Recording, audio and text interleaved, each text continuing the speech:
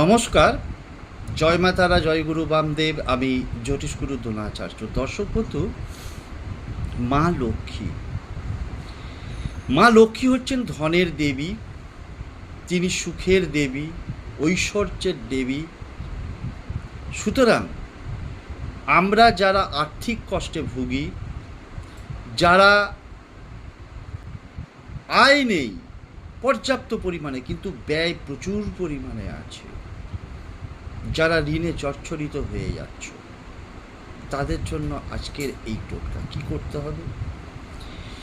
সকালে ঘুম থেকে উঠে এবং রাত্রেবেলা শুতে যাওয়ার সময় বেশ কিছুদিন ধরে হয় 28 বার অথবা 51 বার মা লক্ষ্মীর এই যে শক্তিশালী মন্ত্র, দুষ্প্রাপ্য মন্ত্র, চট করে কোনো বইয়ে পাবে না, রিসার্চ করে বলি না, আমি রিসার্চ করে দিই।